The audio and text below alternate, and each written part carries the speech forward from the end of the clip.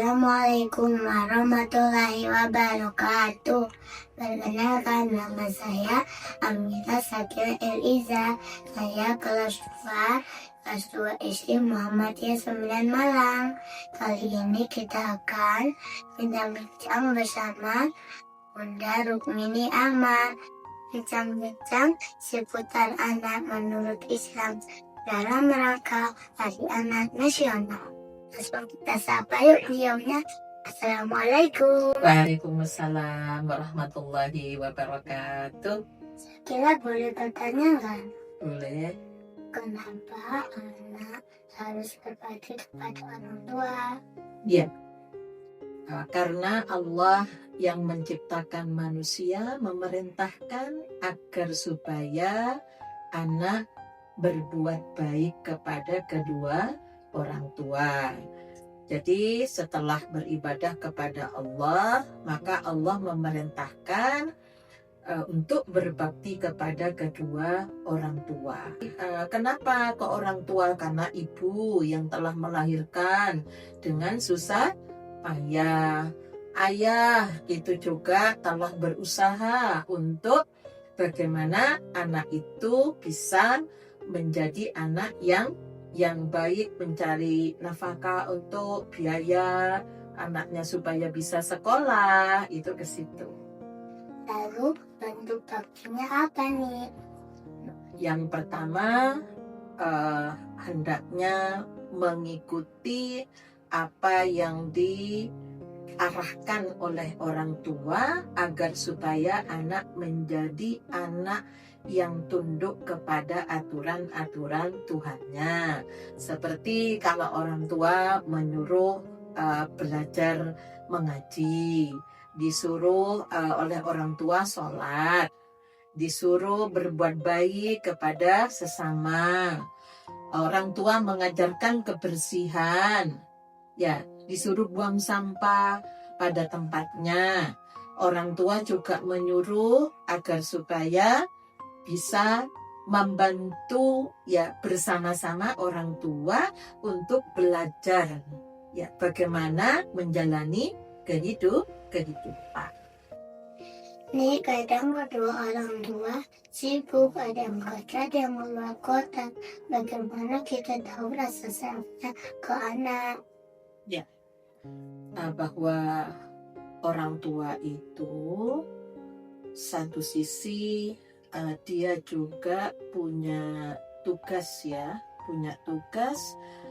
untuk melaksanakan tugasnya sebagai Khalifatullah di muka bumi, untuk menyampaikan ilmunya, untuk menolong sesama manusia, kan begitu. Jadi sayang kepada anak itu tidak harus selamanya ditunggui bersama-sama. Maka dengan ditinggal itu bagaimana orang tua itu karena ingin juga mengajarkan anak untuk bisa mandiri, ya, bisa bertanggung jawab, ya, supaya nanti kalau dewasa tidak banyak tergantung. Nah, untuk itulah ketika ditinggal oleh orang tua bukan berarti tidak sayang. Justru itulah salah satu bentuk kasih sayangnya kepada anak, ya, agar supaya anak itu tahu bahwa ayah bunda itu punya kewajiban yang juga diperintahkan oleh Allah untuk menyampaikan ilmunya, untuk menolong sesama. Nah, untuk itulah maka sayang itu tidak selamanya harus ditunggu di sekolah gitu kan. Kemudian ngaji ditunggu. Nah, kapan bisa menjadi anak hebat yang bisa mandiri, yang sudah dikatakan cerdas, solih, kan begitu. Nih kan sekarang banyak anak yang main HP nih, ada yang nge-game, ada yang nonton. Itu tuh gimana nih supaya nggak ketergantungan sama HP?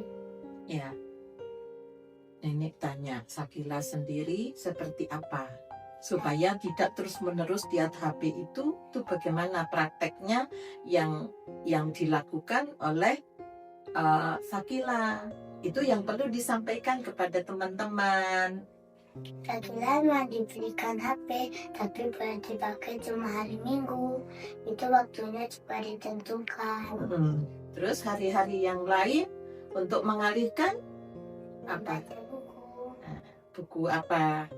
Cerita apa itu? Cerita bergambar gitu ya. Jadi kemudian setelah itu harus bisa menceritakan ya isinya apa, kan begitu.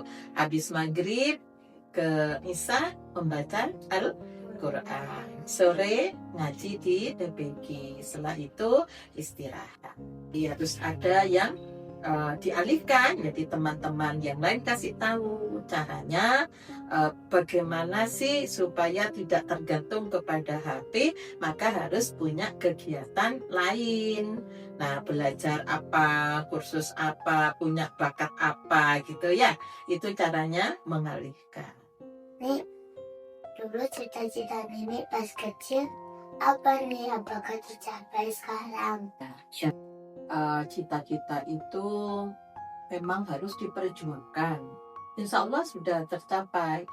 Nenek dulu kepingin menjadi guru agama, guru ngaji, ya, sehingga sama ayahnya Nenek dibelikan 2 ekor kambing, ya, untuk belajar bagaimana menjadi guru. Itu banyak belajar dari kambing yang susah diatur.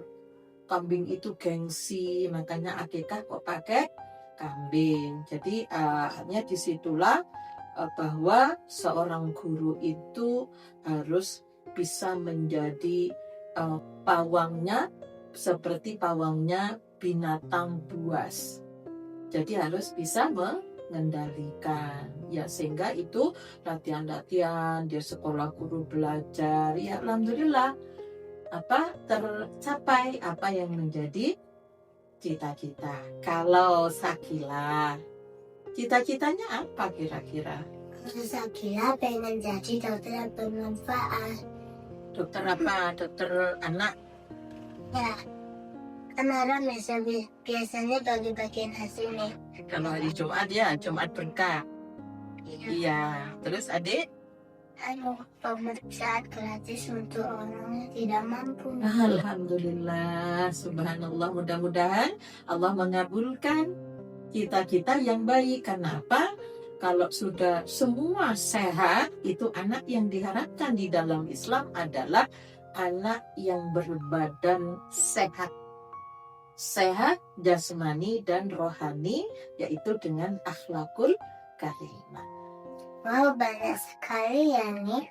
Oh ya nih, boleh minta bekal nggak buat anak Indonesia hebat, biar menjadi harapan orang tua dan Islam.